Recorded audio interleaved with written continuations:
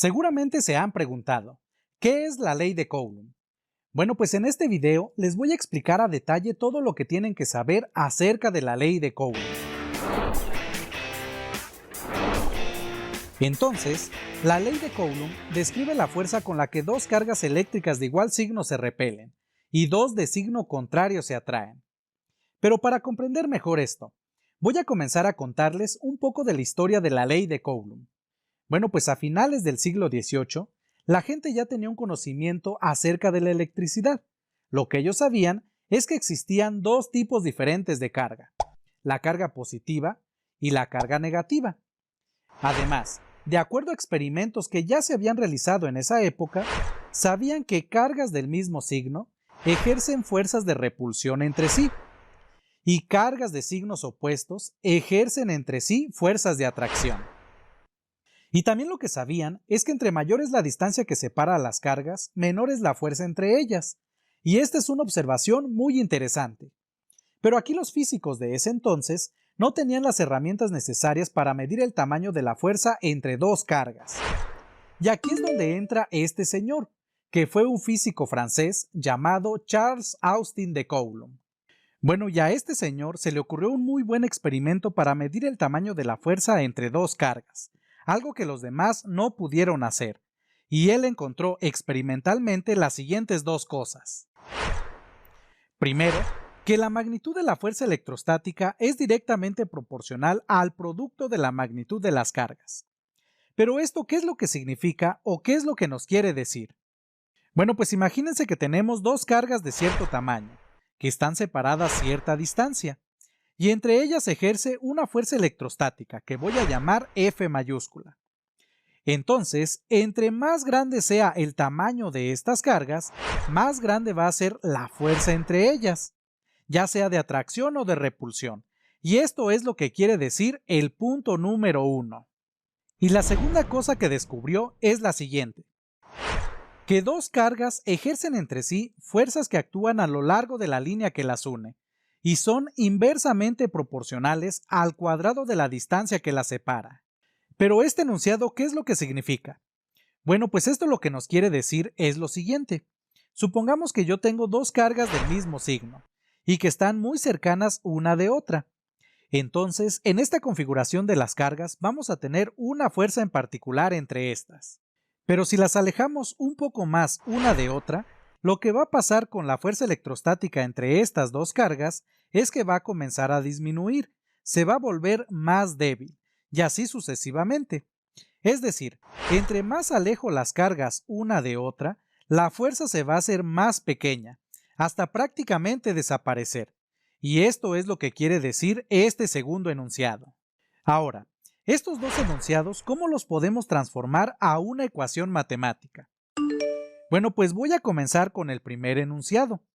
Y lo primero que nos dice es la magnitud de la fuerza electrostática. Pues nosotros en física, para denotar la magnitud de una fuerza usamos la letra F mayúscula. Sin embargo, en algunos otros textos pueden encontrar otra notación, como por ejemplo esta. Pero yo voy a estar utilizando la primera. Y después en el enunciado nos indica que esta fuerza es directamente proporcional, pero esto lo representamos con este símbolo. Y luego nos dice al producto de la magnitud de las cargas.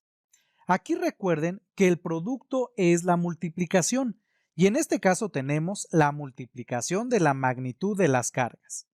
Y para representar las cargas, normalmente usamos la letra Q minúscula o Q mayúscula, pero esto va a depender del texto o de la notación que ustedes estén utilizando. Y yo, para representar las cargas, voy a usar la letra Q minúscula. Entonces, si tengo dos cargas, las voy a llamar Q1 y Q2 respectivamente. Por lo tanto, de acuerdo a lo que nos indica que es directamente proporcional al producto de la magnitud de las cargas, lo que quiere decir es que esta cantidad es proporcional a esta multiplicación, que simplemente la podemos escribir de esta manera. Y hasta aquí ya llevamos el primer enunciado. Ahora vamos a agregar a nuestra expresión la parte del segundo enunciado. Y aquí la parte importante es lo que nos dice que las fuerzas son inversamente proporcionales al cuadrado de la distancia que las separa. Pero ¿esto qué quiere decir? ¿O cómo lo podemos transformar en una expresión matemática? Pues que sean inversamente proporcionales a lo que sea, significa que acá vamos a tener una división. Es decir, esta cantidad a la que se refiere debe de estar en el denominador de una fracción. Entonces, todo lo que tenemos aquí lo debo de dividir entre algo. Y como nos dice inversamente proporcional al cuadrado de la distancia, esta es la distancia de separación de las cargas. Y a esta separación normalmente la denotamos con la letra R minúscula, aunque en algunos textos también utilizan las letras R mayúscula y D minúscula. Sin embargo, yo voy a estar utilizando la letra R minúscula para denotar la distancia. Por lo tanto, aquí en el denominador escribo la distancia elevada al cuadrado. Y ya con esto tenemos que la magnitud de la fuerza electrostática entre dos cargas puntuales es proporcional a esta expresión. Por otro lado, nosotros no encontramos en los libros de texto escrita la fuerza de esta manera. Aquí la fuerza la tenemos igualada a esta expresión, en lugar de este símbolo de proporcionalidad. Entonces, aquí aparece otra cosa, lo que llamamos constante de proporcionalidad. Es decir, cuando tengamos una proporcionalidad entre una cantidad y otra, esta la podemos quitar metiendo lo que llamamos constante de proporcionalidad, y así cambiar este símbolo por una igualdad. Entonces, para este caso, vamos a tener lo siguiente, en donde esta es nuestra constante de proporcionalidad, a la cual se le conoce como constante de Coulomb. Ahora vamos a ver qué unidades tiene cada una de estas cantidades. Entonces, si estamos trabajando en el Sistema Internacional de Unidades, lo que tenemos es que la carga se mide en coulombs, que de hecho esta unidad es en honor a este físico francés, Charles Austin de Coulomb. Y por otro lado, en este sistema de unidades, la distancia la medimos en metros y la fuerza en newtons. Pero cuando estamos trabajando con la ley de Coulomb, es muy común que nos aparezcan las siguientes unidades para la carga. El milicoulomb, que es igual a 10 a la menos 3 coulombs. El microcoulomb, que equivale a 10 a la menos 6 coulombs. Y el nanocoulomb, que es igual a 10 a la menos 9 coulombs. Entonces, cuando estemos trabajando en el Sistema Internacional de Unidades y nos aparezcan estas unidades para la carga, lo debemos de expresar como nos aparece en el lado derecho de cada una de estas igualdades y ya después sustituir en esta expresión. Por ejemplo, si la carga ya no las dan en coulombs, directamente lo podemos sustituir en esta expresión, pero si nos dan, por ejemplo, una carga de menos 5 milicoulombs, esto no lo podemos sustituir directamente. Primero lo debemos de escribir únicamente en coulombs. Entonces, utilizando la primera igualdad, esto es lo mismo que tener menos 5 por 10 a la menos 3 coulombs, y esto ahora sí es lo que debemos de sustituir en esta expresión. Y de la misma manera, si tenemos por ejemplo una carga de 8.5 microcoulombs, de acuerdo a la segunda igualdad, esto es lo mismo que tener 8.5 por 10 a la menos 6 coulombs. O si tenemos por ejemplo una carga de menos 3.2 nanocoulombs, primero convirtiendo únicamente a coulombs, de acuerdo a la tercera igualdad, esto es lo mismo que tener menos 3.2 por 10 a la menos 9 coulombs. Y en esto debemos de tener muchísimo cuidado antes de comenzar a sustituir en esta expresión. Pero también es muy común que a veces en ejercicios de la ley de Coulomb nos indiquen que tenemos electrones y protones interactuando y nos piden encontrar la magnitud de la fuerza electrostática. Entonces, debido a esto, debemos de saber a qué es igual la carga de un electrón y de un protón. Por lo tanto, aquí les voy a escribir a qué es igual la carga de un electrón y de un protón.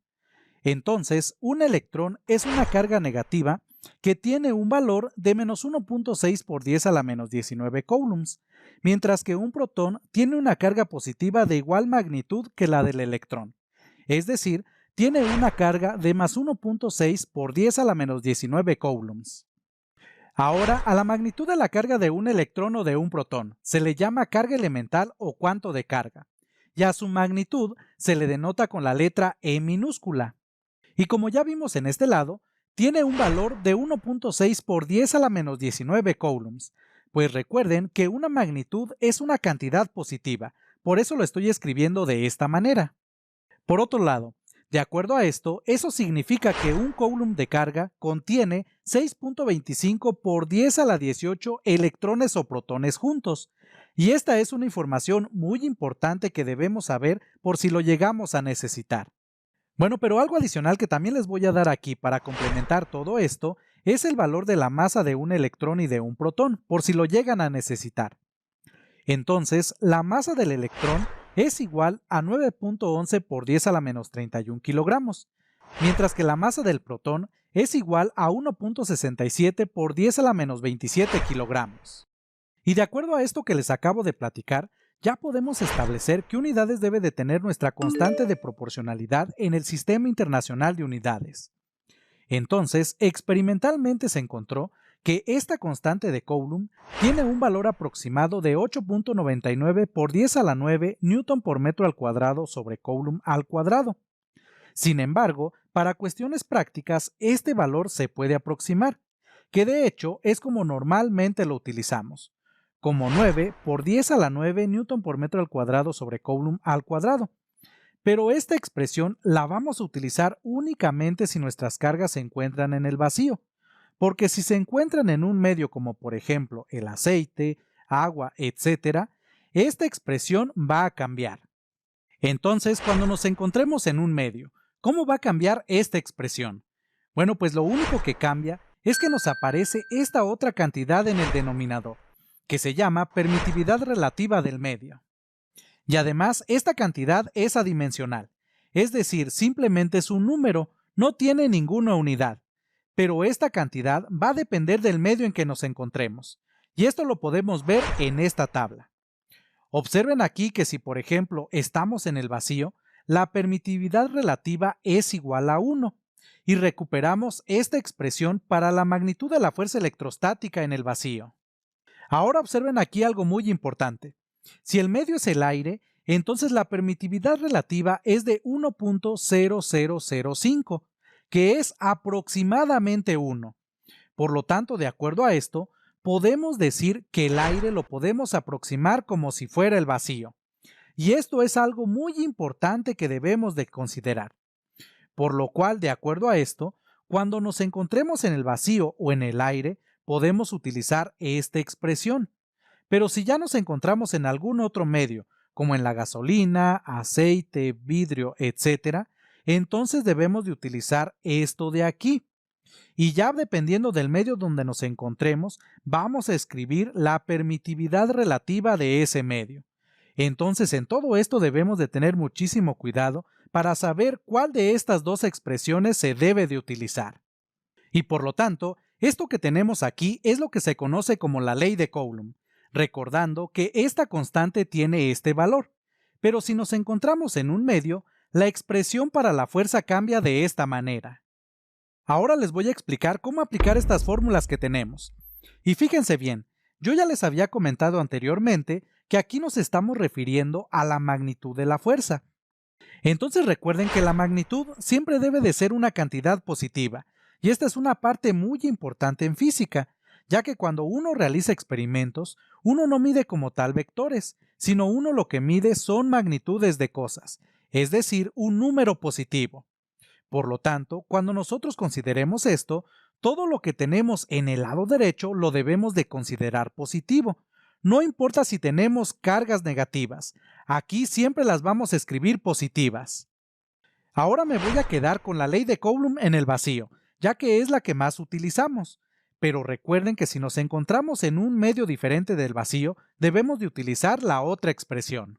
Entonces, resumiendo, si queremos encontrar la magnitud de la fuerza electrostática entre dos cargas puntuales, directamente podemos sustituir en esta expresión, verificando que nuestras cantidades estén escritas en el Sistema Internacional de Unidades.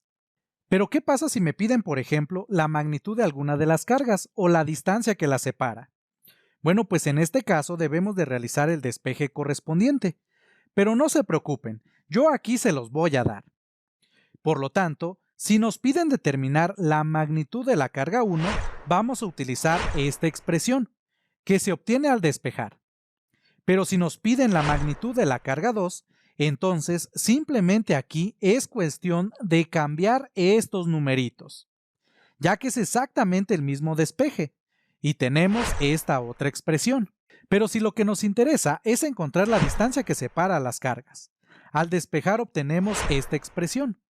Sin embargo, hay ocasiones en que en algunos ejercicios nos indican que tenemos cargas iguales y nos piden encontrar el valor de la carga.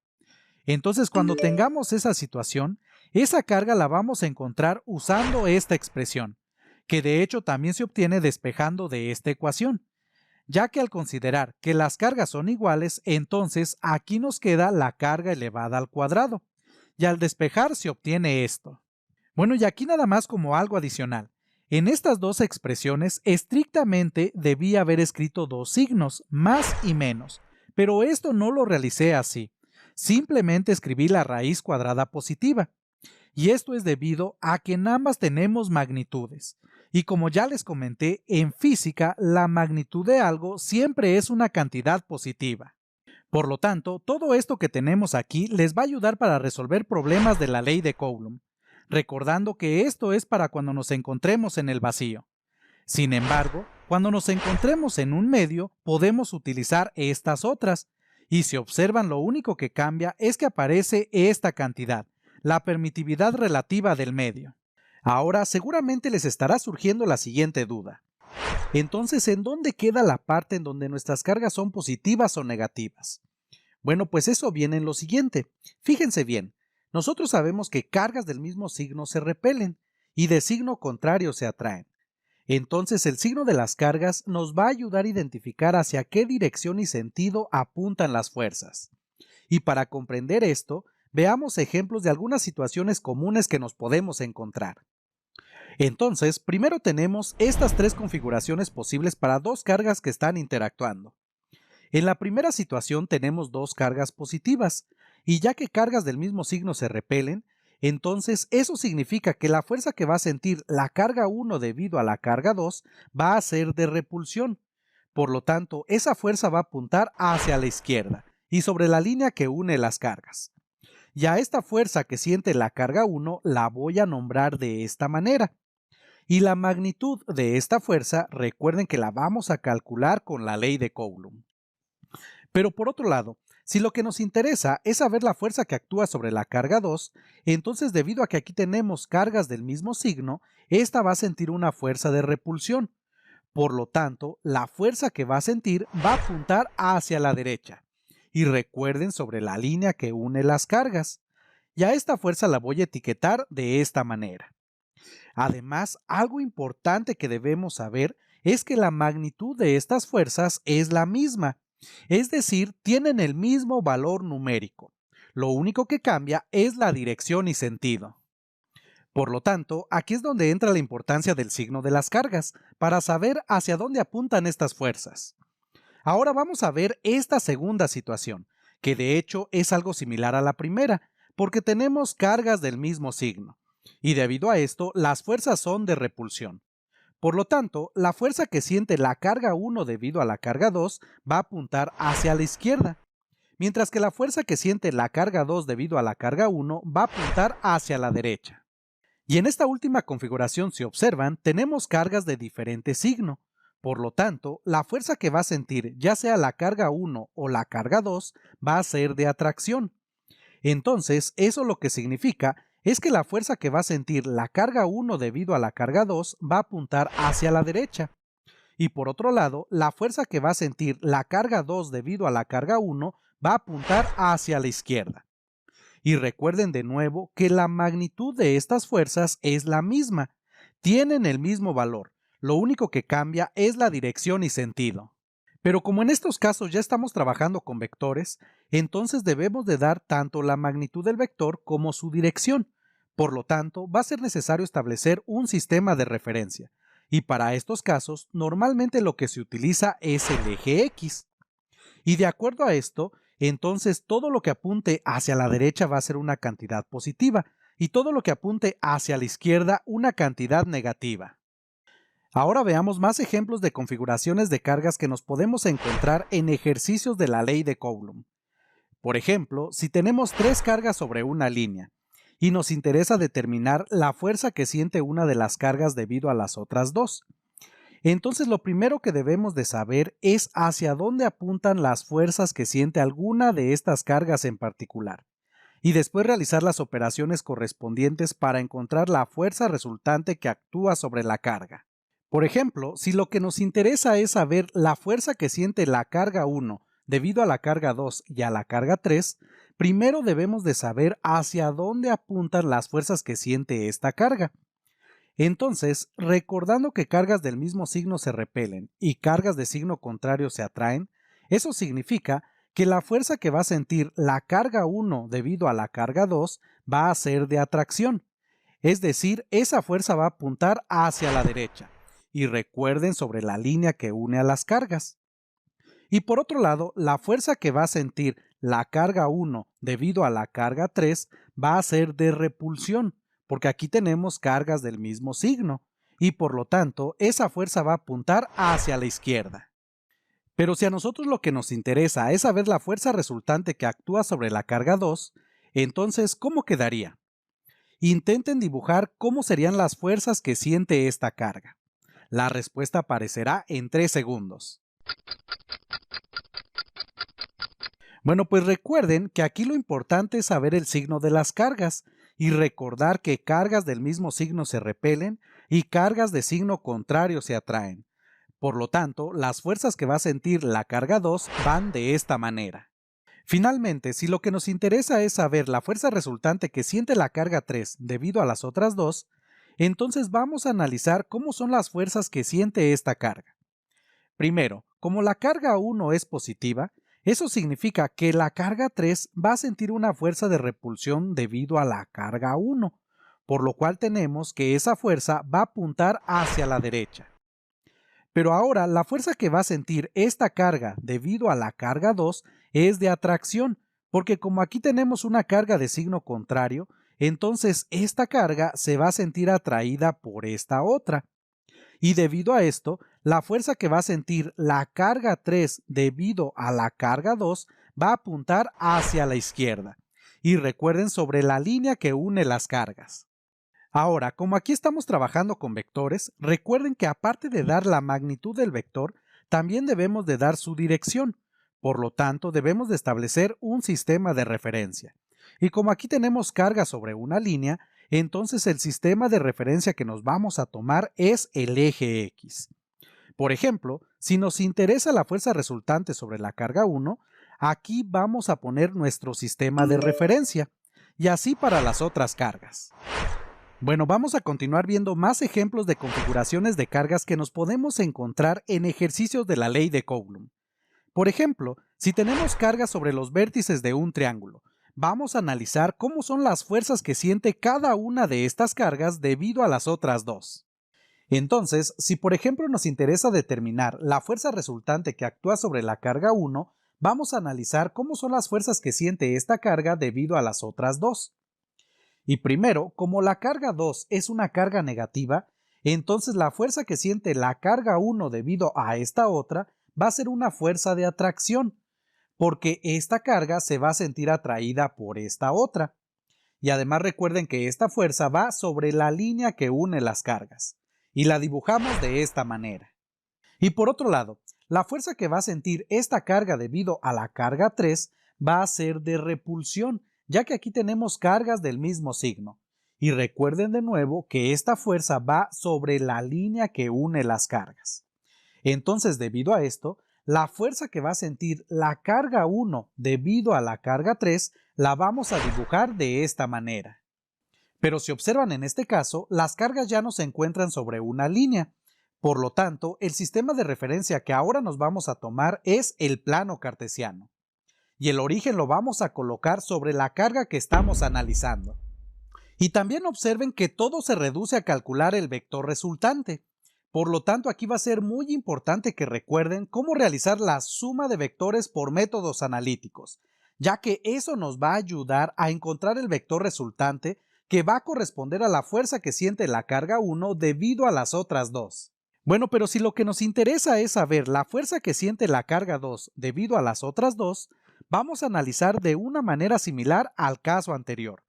Entonces, como la carga 1 es una carga positiva, que es de signo contrario a la carga 2, entonces esta carga se va a sentir atraída por esta otra. Y eso significa que la fuerza va a ser de esta manera. Y recuerden sobre la línea que une las cargas. Pero por otro lado, la fuerza que siente esta carga debido a la carga 3 también va a ser de atracción, porque aquí tenemos cargas de diferente signo. Y entonces, debido a esto, la fuerza que va a sentir esta carga debido a esta otra va a apuntar hacia la derecha.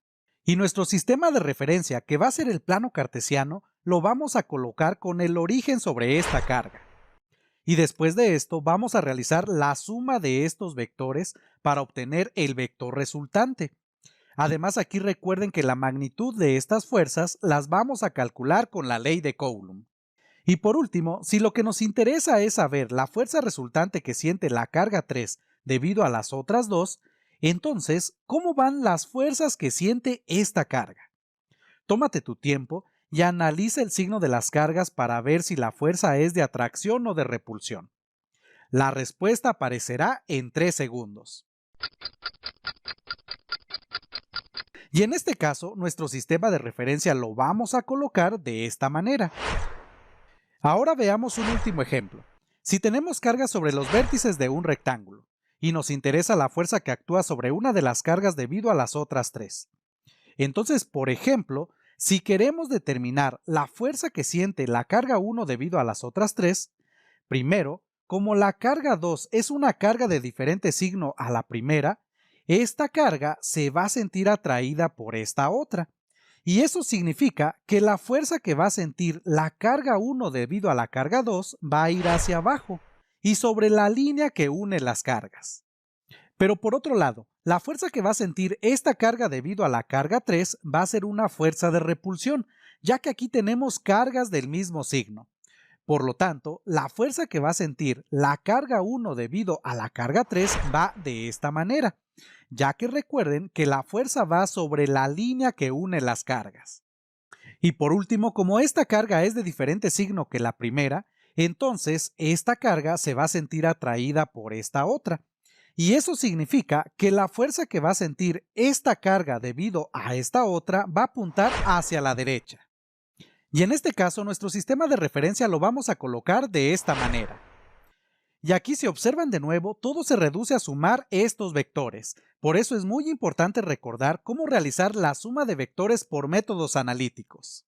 Y por otro lado, si lo que nos interesa es saber la fuerza que siente la carga 2 debido a las otras 3, entonces vamos a analizar cómo son las fuerzas que siente esta carga. Y primero, como la carga 1 es de diferente signo que esta, eso significa que esta carga se va a sentir atraída por esta otra.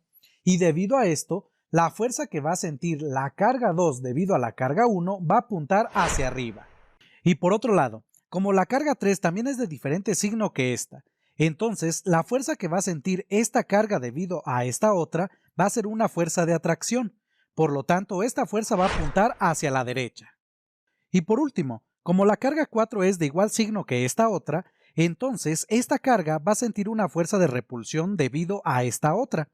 Por lo tanto, la fuerza la vamos a dibujar de esta manera, ya que recuerden que va sobre la línea que une las cargas.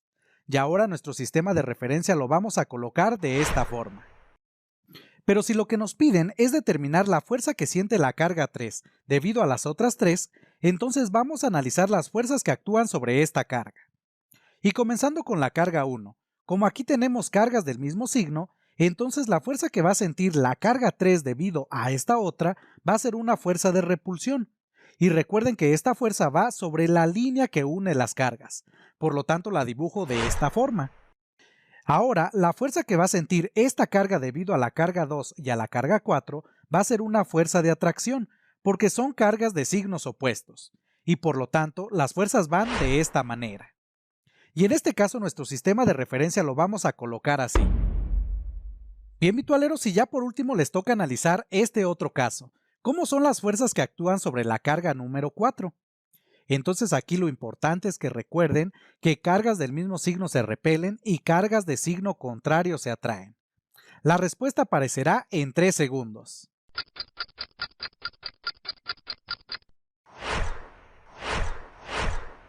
Y ahora nuestro sistema de referencia lo dibujamos así. Bien, virtualeros, y con esto entonces finalizo este video. Espero que les haya gustado y sobre todo que les haya servido. Y recuerden que los siguientes videos van a ser ejercicios resueltos para que no se los pierdan. Además, no se les olvide seguirnos en todas nuestras redes sociales.